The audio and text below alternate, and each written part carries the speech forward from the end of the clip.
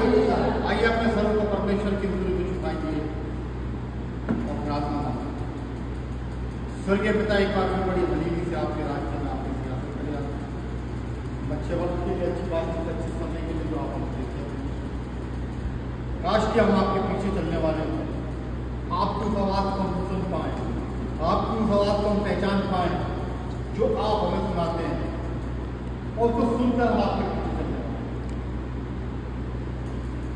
धन्यवाद करते हैं कि जन के बीच में मौजूद है और जो आना चाहते हैं परमेश्वर, लेकिन किसी कारणवश ना आप उनको ऊपर भी अपनी दया अनुग्रह बनाए,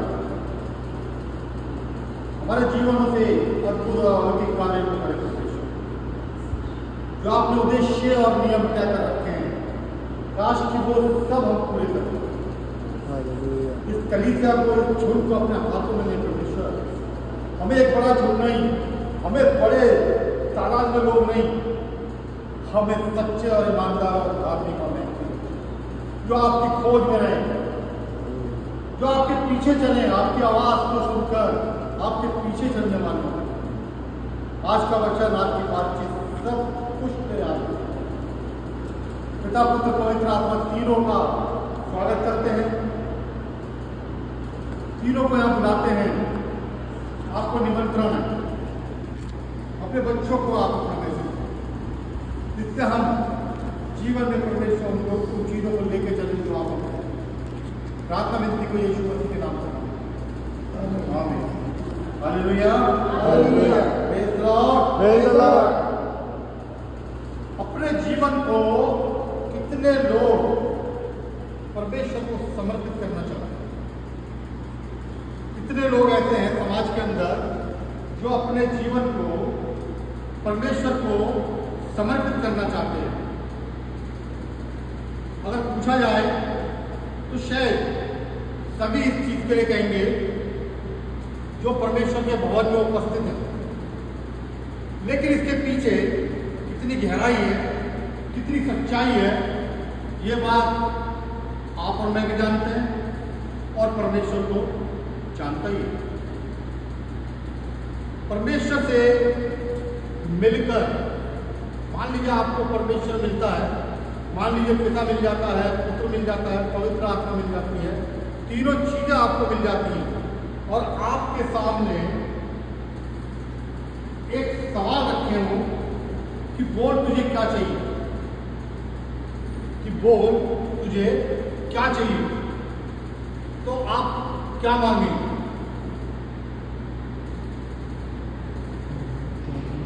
ये एक ऐसा प्रश्न है जो हमारी जिंदगी से, हमारे जीवन से बिल्कुल कैसा है, जुड़ा हुआ है, जुड़ा हुआ है। मैं कहता हूं अगर पिता, पुत्र और पवित्र आत्मा तीनों ही या फिर तीनों में से मेरे से आके पूछे कि बोल तुझे क्या चाहिए, तो शायद भी बल्कि कंफर्म है कि मैं एक चीज मांगूंगा, है ना? क्या मांगूंगा? संसार की हर खुशी, है ना? नहीं, फिर क्या मांगूंगा?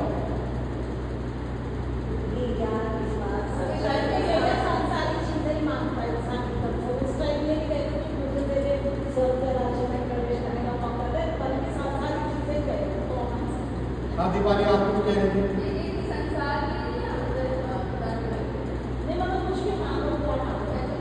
देखिए, मैं आपको बताना चाहता हूँ, अगर कभी भी आपके सामने परमेश्वर आकर आपसे पूछे कि बोल क्या चाहिए,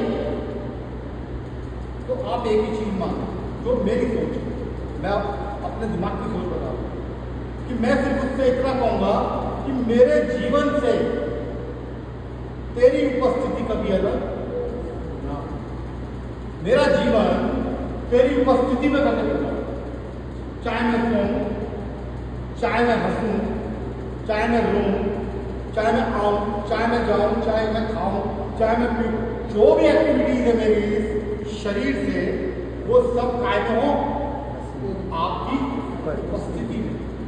ये एक ऐसा पॉइंट है कि मनुष्य के जीवन के अंदर अगर परमेश्वर की उपस्थिति है तो आपको पता उसका जीवन क्या है? स्वर्ग है। वो स्वर्ग है जो परमेश्वर ने ऊपर रच रखा सारा कुछ, एक से एक बेहतरीन चीजें। और अगर आपके और मेरे जीवन के अंदर परमेश्वर की अनुपस्थिति है तो आपको पता है मेरा जीवन क्या है? सर्वनाश, तबाह है। कोई चीज नहीं है मेरे जीवन के अंदर, क्योंकि वचन भी जगह जगह इस बात को बताता है और कहा है अपने चुने हुए लोगों से। परमेश्वर ने कहा कि तू मेरी उपस्थिति में चल फिर और उत्पत्ति 17 कह रहा है ना अब्राहम ने। यानी कि वो उपस्थिति जो यहां पर बताई जा रही है वो किसके जीवन में दिखाई देती है हमें? फिर वचन के अंदर पुराने नियम में अगर आप हनोक का जीवन देखेंगे तो हनोक के 300 वर्ष काहे में गुजरे? परमेश्वर की उपस्थिति में। और आप यकीन मानिए, मैं कभी कभी हनोक एक ऐसा कैरेक्टर है जो बहुत छोटा है बाइबल में, है ना, ज्यादा लंबा नहीं है, लेकिन अगर आप उसकी विषय में सोचें, कभी मेडिटेट करके देखना आप हनोक का जीवन कैसा होगा, सोच के देखना। मैं कभी कभी सोचता हूं कि उसने उन 300 वर्ष में शायद एक कदम भी परमेश्वर की इच्छा के बगैर नहीं उठाया होगा। ना कोई झूठ बोला होगा, ना कोई चोरी की होगी। इवन के जो खाता पीता पहनता ओढ़ता था वो भी परमेश्वर से पूछ के करता होगा। तभी तो परमेश्वर उससे क्या हुआ? बहुत प्रसन्न हुआ। और इतना प्रसन्न हो गया कि उसने कभी उस मौत का मुंह नहीं देखा जो किसके कारण आई थी? पाप के कारण। आप सोचिए कितना निष्पाप जीवन रहा होगा आपका कि उसने मृत्यु को नहीं देखा और वो ऐसे ही ऐसा ही जीवन चाहिए, ऐसा ही जीवन चाहिए अजीजों कि हम कोई भी कार्य करें, कोई भी बातचीत करें, कोई भी हमारे जीवन के अंदर से एक्टिविटी अगर हो तो उसमें कौन सम्मिलित होना चाहिए? वो परमेश्वर। और अगर ऐसा होता है तो मैं बिल्कुल 100% कहता हूं, अगर ऐसा होता है तो आप भी जीवित ही आगे जाएंगे, ये पक्का है बिल्कुल। क्योंकि आपको उस जीवन से क्या है? परमेश्वर को खुशी मिल रही है, प्रसन्न हो रहा है, वो आनंदित हो रहा है, बहुत आनंदित। अगर आप अय्यूब देखेंगे, अय्यूब के 28 और 28 देखेंगे, 28 के 28 में क्या लिखा हुआ? अय्यूब 28 के 28 में देखिए क्या लिखा। तब उसने मनुष्य से कहा, देख प्रभु का भय मानना यही बुद्धि है। प्रभु का भय मानना यही बुद्धि है। और बुराई से दूर रहना यही समझ है। यही समझ है। देखिए, दो बातें आपको बता दी गई कि प्रभु का भय मानना ही बुद्धि है और बुराई से दूर रहना यही समझ है। और अगर आप सबोपनिषद में जाएंगे तो उसका 12 का 13 में लिखा है कि मनुष्य का संपूर्ण कर्तव्य क्या है? परमेश्वर का भय मान। जी, सबको सुना गया। जी, सब कुछ सुना गया। अंत की बात यह है। अंत की बात क्या है? कि परमेश्वर का भय मान। परमेश्वर का क्या मान? भय मान। परमेश्वर का भय मान और उसकी आज्ञाओं का पालन कर। जी, क्योंकि मनुष्य का संपूर्ण कर्तव्य यही है। जी, आगे 14। क्योंकि परमेश्वर सब कामों का और सब गुप्त बातों का, चाहे वे भली हो या बुरी, न्याय करेगा। वो क्या करेगा? न्याय करेगा। आइए एक वचन पढ़ेंगे,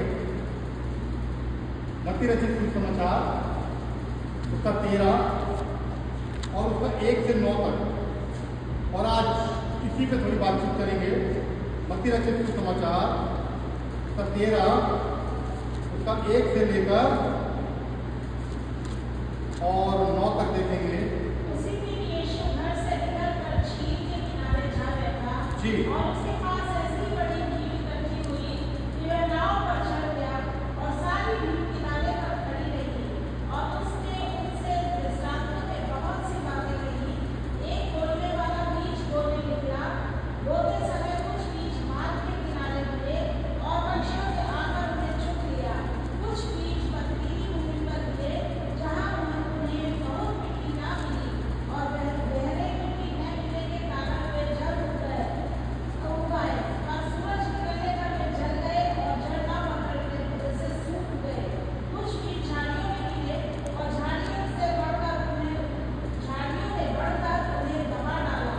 कुछ बीज अच्छी भूमि पर गिरे और फल लाए, कोई 100 गुना, कोई 60 गुना और कोई 30 गुना।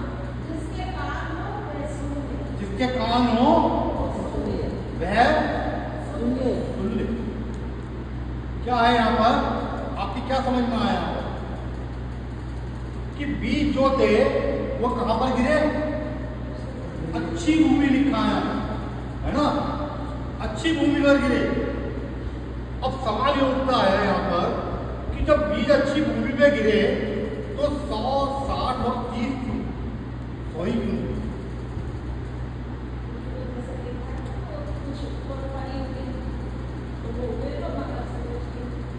हाँ, यही तो सवाल है। अच्छी भूमि है ना, अच्छी भूमि है तो 100 है, 100% क्योंकि ये तो 100% है, ये होना ही है, पूरा फल लाएगा, पूरी फसल लाएगा, कोई प्रॉब्लम नहीं। लेकिन फिर 60 हो गए और फिर 30 हो गए। आप देखिए, जिस समय परमेश्वर ने अपने बेटे यीशु मसीह से इस पृथ्वी की उत्पत्ति कराई, इस पृथ्वी की रचना कराई, हर एक चीज को रच दिया, उस समय जब आदम को बनाया गया, आदम को कहां पर बनाया गया था आपको पता है जी? नहीं, अदन की वाटिका में तो रखा गया था, है ना? वचन जो कह रहा है, अगर आप ध्यान से पढ़ेंगे, वहां लिखा है कि आदम को बनाकर कहां रखा गया? अदन की वाटिका। लेकिन परमेश्वर ने उसको अपनी गोदी में, आप यकीन ना माने या माने, लेकिन जो स्कॉलर्स हैं जो बहुत डीप पढ़ाई करते हैं, जैसे सचिन क्लाइव है ना, वो बहुत डीप है इन चीजों में। उनके व्यूज ये हैं कि परमेश्वर ने अपनी गोद में उसको बनाया था और फिर ऐसे उठाकर रख दिया अदन की वाटिका। जिस समय उसको बनाया गया, उस समय आदम के ऊपर परमेश्वर का क्या था? पूरा भरोसा, पूरी तरीके से परमेश्वर उस पर क्या करता था? फेथ करता था, विश्वास करता था कि मैंने इसको जिस चीज के लिए बनाया है ये वो सारे काम करेगा और मैं क्या करूंगा? विश्राम करूंगा मैं। वो जो भूमि है जो उस समय बनाई गई है आदम के रूप में, वो कैसी है उस समय? कैसे बीज उस पर डले हैं? अच्छी भूमि पर। और वो कैसा फल लाएगा? 100%, 100%। ठीक है, आप समझ रहे हैं? अब उसके बाद जब आगे को ये सीन चलता है, आगे को एक कहानी चलती है, आगे को एक दुनिया चलती है, तो यहाँ पर इसमें कौन इंक्लूड हो गया? आदम के साथ जी, है ना? एक सहायक के रूप में परमेश्वर ने उसको दे दिया। और उसके साथ और कौन इंक्लूड हुआ फिर?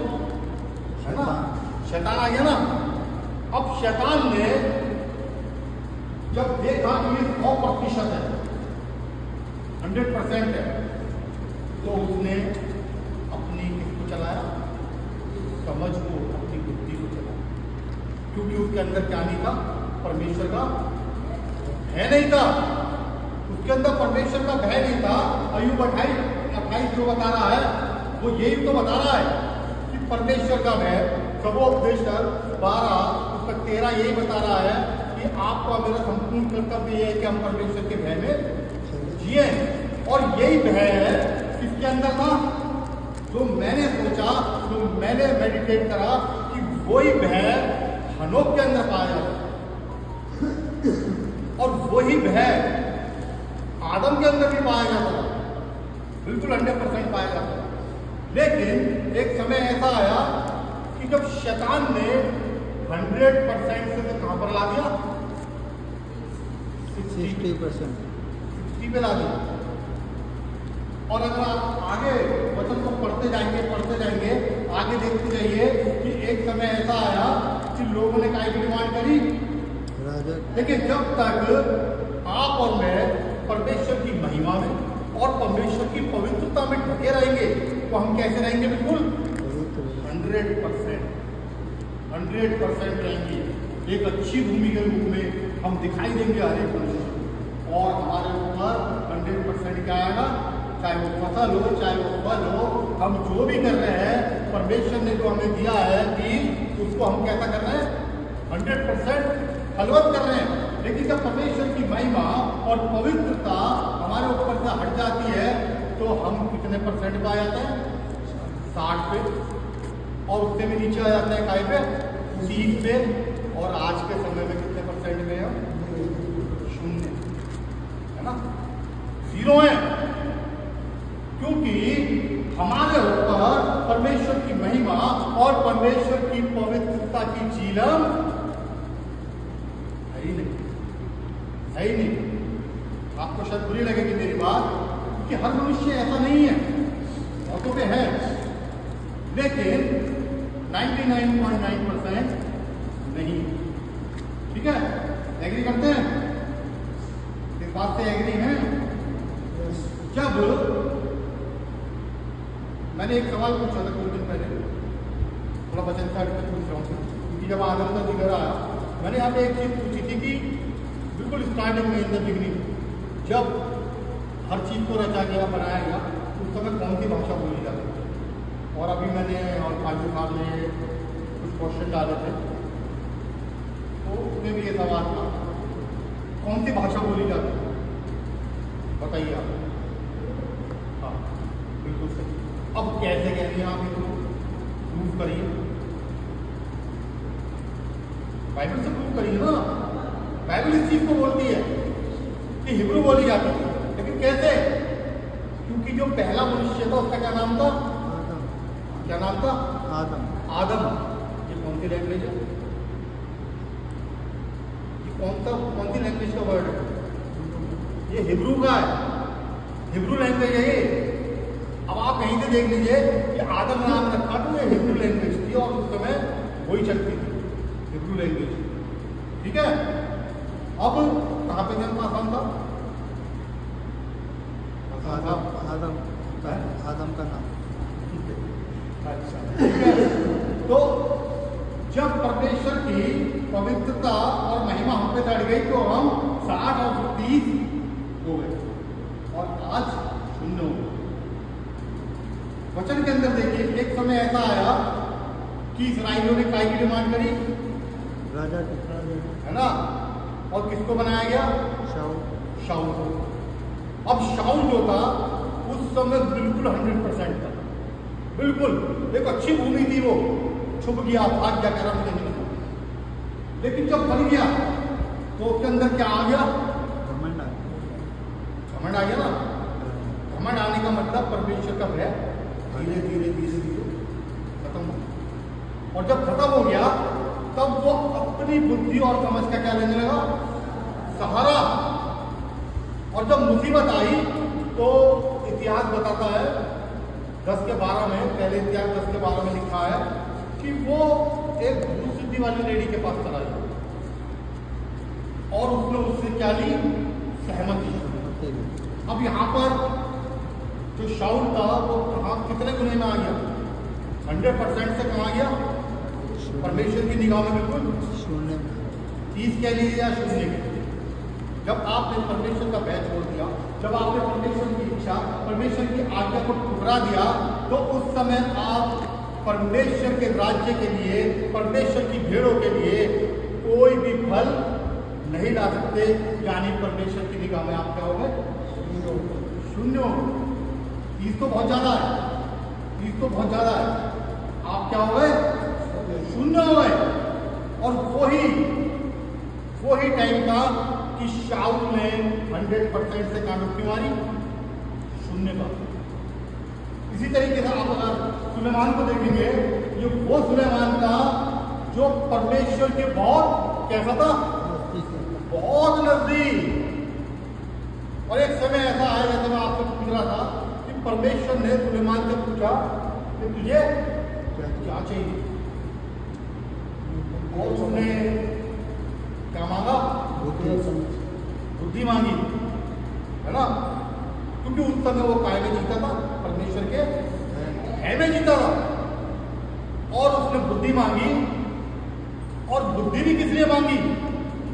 नोट कमाने के लिए नहीं, सोना चांदी बटोरने के लिए नहीं, जिससे मैं तेरी इतनी बड़ी प्रजा का न्याय कर सकूं। तेरी, मेरी नहीं, तेरी। कहां से स्टार्ट हुआ? 100%। कहां आगे हुआ? मूर्ति पूजा, है ना। जब रखेली और अन्य जाति की बीवी रख ली, रानी रख ली, तब वो क्या करने लगा? मूर्ति पूजा करने लगा। और 100% से कहां पे आ गया?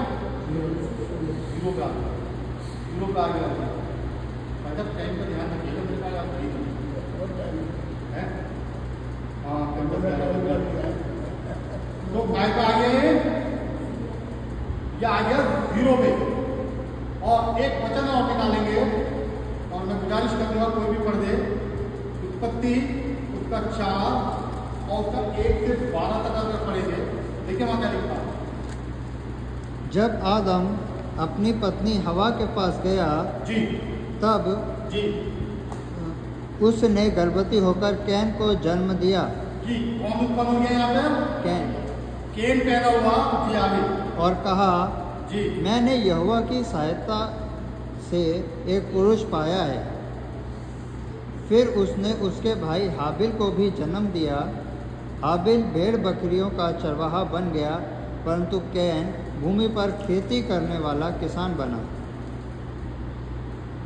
कुछ दिनों के पश्चात कैन यहोवा के पास भूमि की उपज में से कुछ भेंट ले आया, और हाबिल भी अपनी भेड़ बकरियों के कई एक पैलौठे भेंट चढ़ाने ले आया और उनकी चर्बी भेंट चढ़ाई।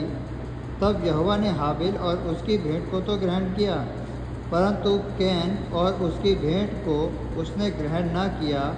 तब कैन अति क्रोधित हुआ और उसके मुंह पर उदासी छा गई। तब यहोवा ने कैन से कहा, तू क्यों क्रोधित हुआ और तेरे मुंह पर उदासी क्यों छा गई है? यदि तू भला करे तो क्या तेरी भेंट ग्रहण न की जाएगी? और यदि तू भला ना करे तो पाप द्वार पर छिपा रहता है, और उसकी लालसा तेरी ओर होगी और तुझे उस पर प्रभुता करनी है। तब कैन ने अपने भाई हाबिल से कुछ कहा, और जब वे मैदान में थे तब कैन ने अपने भाई हाबिल पर चढ़कर उसे घात किया। देखिए यहाँ पर क्या क्या आपकी समझ में आया? कैन एक ऐसा मनुष्य है जिससे परमेश्वर क्या कर रहा है? क्या कर रहा है? बातचीत कर रहा है। सोचिए आप, कितनी बड़ी बात है कि परमेश्वर कैन से बातचीत कर रहा है। यहाँ पर जाहिर होता है कि कैन यहाँ पर कैसा है? अभी तक कैसा? 100% है। और परमेश्वर को समझा भी रहा है, कह रहा भाई तेरी भेंट क्यों नहीं ग्रहण की जाएगी? है भी हाबिल की तरह हो जाना, जैसे उनने अच्छी से अच्छी चीज निकाल कर मेरे लिए रखी और भेंट चढ़ाई। यहाँ पे भी अभी तक कैन जो है 100% है, लेकिन आगे जाकर क्या कर दिया हमने? अपने भाई का क्या आ गया? यहाँ पर पाप आ गया। और पाप आने के बाद कैन क्या हो गया? कितना परसेंट रह गया? 30% लगा दीजिए, 40 है ना। उस समय में मैं समझता हूँ शायद जिस समय की यीशु मसीह की बातचीत है, उस समय में लोग फिर भी धार्मिक थे, क्योंकि 30% तक। लेकिन आज के समय में जब होली स्पिरिट का टाइम है, तो आप और मैं कैसे हुए हैं? ना, मैंने पिछली बार एक आपको बात बताई थी कि जब एक व्यभिचारिणी स्त्री को पकड़ा गया और जो लोग पकड़ के लाए थे और जब ये बात वहां पर उठी कि भाई जिसने पाप ना किया हो वो पहला पत्थर मारे, तो वहां से वो शास्त्री फरीसी जो भी थे वो लोग क्या हो गए, है ना, ईमानदारी थी ना, वो 30% में गिनता हूँ कि वो फिर भी थे, उनके अंदर ईमानदारी थी, उन्हें पता था कि हम पापी हैं। लेकिन आज मुझे पता होते हुए भी कि मैं पापी हूं, मैं अपने आप को किसकी तरह प्रेजेंट कर रहा हूं, शाऊल की तरह, राजा शाऊल की तरह। मैं उस नबी से कह रहा हूं कि भैया किसी को ना पता लगे कि मैं पापी हूं, मेरी प्रजा को ना पता लगे मैं पापी हूं, मैं गुनहगार हूं।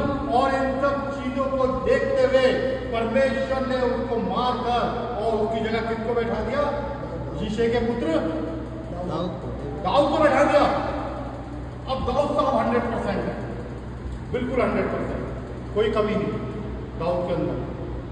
अब देखिए यहाँ पर क्या हुआ, दाऊद साहब 100% है, 100% सारे काम कर रहे हैं, कोई प्रॉब्लम नहीं, परमेश्वर की उपस्थिति में चल रहे हैं। परमेश्वर के जन को कितनी बार छोड़ दिया मारने से, है ना, अपने ससुर को कितनी बार बख्श दिया कि नहीं, ये अभिषिक्त दास है परमेश्वर का, मैं इसके ऊपर हाथ नहीं उठाऊंगा, 100%। लेकिन एक समय ऐसा आया कि दाऊद युद्ध करने गए और कहां पर चले गए, छत पे मत जाना भैया, है ना, मेरे घर में छत नहीं है, अच्छा है ना, छत पे चले गए। और छत पे जाने के बाद वो ऐसे पाप में गिर गए कि वो 100% से कहां पर आ गए, 0 पे समझ लीजिए, क्योंकि उन्होंने जो काम करा उसमें उन्होंने मर्डर भी कराया, है ना, हिब्दी उरिया का मर्डर भी करा दिया, उनकी पत्नी बतशेबा को अपनी पत्नी बना लिया, ठीक है, कहां पर आ गए, 0। लेकिन वो 0 पे आने के बाद उनको इस चीज का क्या हुआ, बिल्कुल एहसास हुआ, बिल्कुल एहसास हुआ। और उन्होंने बड़ी प्रजा के अंदर अपने पाप को क्या करा, स्वीकार कर लिया। और वो फिर कहां पहुंच गए, है ना, ये एक ऐसा राजा था जो राजा ही रहा, शाऊल एक ऐसा राजा था कि वो राजा नहीं रहा, उसको हटा दिया गया। लेकिन दाऊद एक ऐसा राजा था जो राजा ही रहा, क्योंकि उसके बाद उसने कोई ऐसा काम नहीं करा जो परमेश्वर की निगाह में क्या रहा हो, गलत रहा। ये चीज अगर पौलुस कहता है गलातियों से, है 3:3 में देखेंगे, कुलुस्सी 3:3 में वहां क्या लिखा है, पौलुस गलातियों की कलीसिया से क्या कह रहा है, तो भैया क्या कर रहे हो आप, 1 से 3 तक पढ़ दो।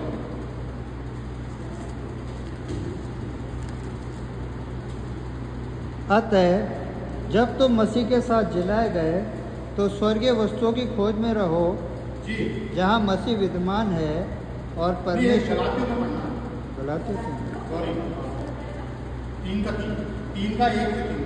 हे निर्बुद्धि गलातियों, हे निर्बुद्धि गलातियों, किसने तुम्हें मोह लिया है, जी, तुम्हारी तो मानो आंखों के सामने यीशु मसीह क्रूस पर दिखाया गया, जी, और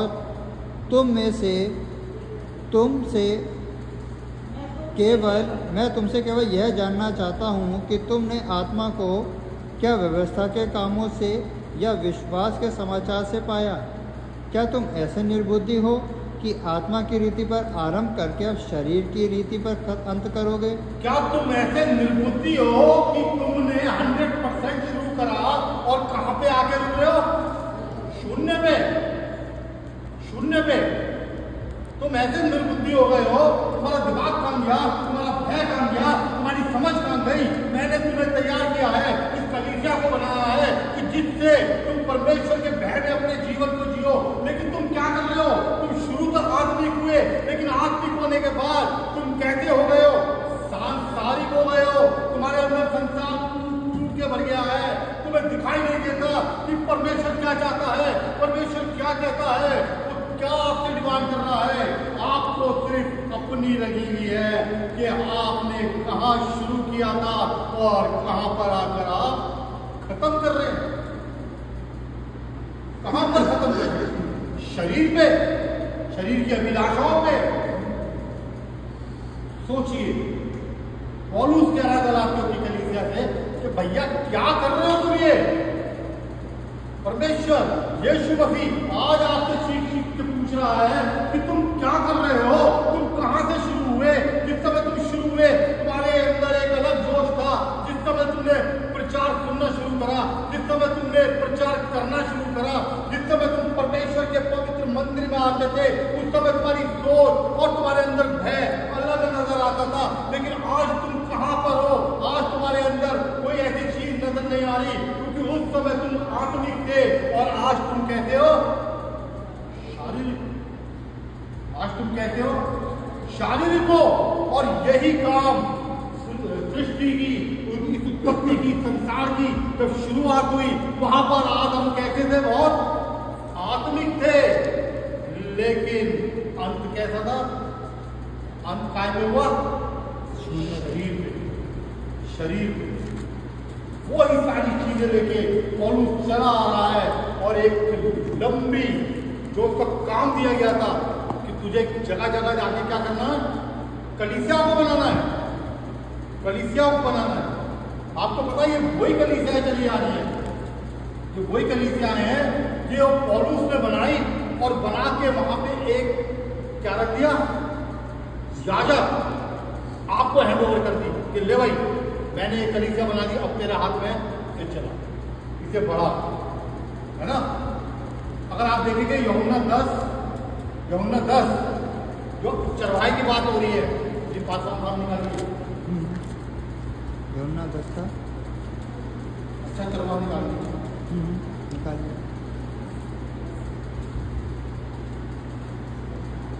सात से। तब यीशु ने उनसे फिर कहा, जी मैं तुमसे सच सच कहता हूँ, भेड़ों का द्वार मैं हूँ। जितने मुझसे पहले आए वे सब चोर और डाकू हैं, परंतु भेड़ों ने उनकी ना सुनी।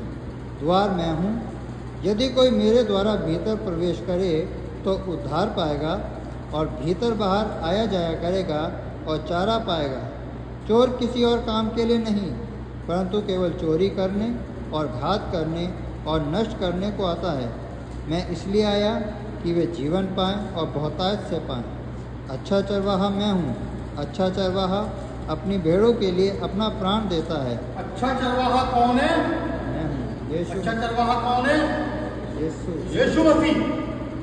और जो परमेश्वर के दास हैं, परमेश्वर के याजक हैं, वो क्या है? नहीं, प्रधान भेड़। यीशु मसीह अच्छा चरवाहा है। और उसके जो याजक हैं, जो दास हैं, वो सिर्फ क्या है? चरवाहे। सिर्फ चरवाहे हैं। वो अपने लिए कह रहा है कि अच्छा चरवाहा तो मैं हूं। और जो मेरे लोग हैं जो इस काम को आगे बढ़ा रहे हैं, वो कौन है? वो चरवाहे हैं।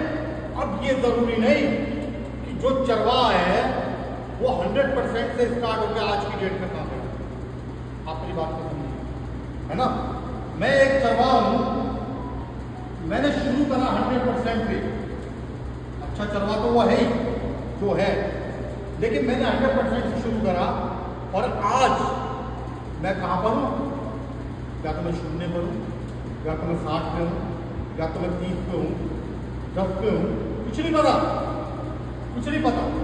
इवन कि मैं भी नहीं जानता, मैं खुद इस बात को नहीं जानता कि मेरी परसेंटेज कहां पर है, कहां मैं स्टैंड कर रहा हूं, परमेश्वर के आगे मैं कहां स्टैंड कर रहा हूं। जब वो न्याय करने आएगा तो उसने कहां की गिनती में मेरे को रखा हुआ है। लेकिन वचन कहता है कि अच्छा चरवाहा कौन है? सिर्फ और सिर्फ यीशु मसीह अच्छा चरवाहा, क्योंकि उसके अंदर किसी भी तरीके का कोई खोट नहीं है। नहीं है, चरवाहे के अंदर मिल जाएगा, अच्छे चरवाहे के अंदर कोई खोट नहीं है। हमें इस चीज को ध्यान रखना है कि हम जो भी कार्य कर रहे हैं, जो भी सोच है हमारी, जो भी हमारी बुद्धि है, हमारी समझ है, उस पर हमें बस एक ही चीज को पकड़ के चलना है। किसको? परमेश्वर के भय को, परमेश्वर के भय को। और वचन में कई जगह पे मैंने देखा ऐसा भी लिखा है कि परमेश्वर के भय के कारण आपकी और मेरी क्या बढ़ती है? आयु। माता पिता का आदर करने से तो बढ़ती है, लेकिन परमेश्वर के भय के कारण भी आपकी और मेरी क्या बढ़ती है? आयु बढ़ती है। ऐसा लिखा है वचन के अंदर। और आपको मेरे को अपनी समझ का, अपनी बुद्धि का सहारा नहीं लेना। तो अय्यूब कह रहे हैं कि हमारी समझ, हमारी बुद्धि गायब है परमेश्वर के भय में, और जो परमेश्वर के भय में चलता है उसको परमेश्वर कैसे उठा लेगा? जीवित उठा लेगा। आपको और मेरे को 100 गुना फल लाना, क्योंकि हम कैसे हैं? हम अच्छी भूमि हैं, हम अच्छी भूमि हैं, क्योंकि हमारे अंदर क्या है? परमेश्वर का पवित्र आत्मा है। हमारे अंदर क्या है? परमेश्वर का पवित्र आत्मा है। वचन साफ इस बात को कहता है कि तुम मेरा पवित्र मंदिर हो, और जो कोई इसको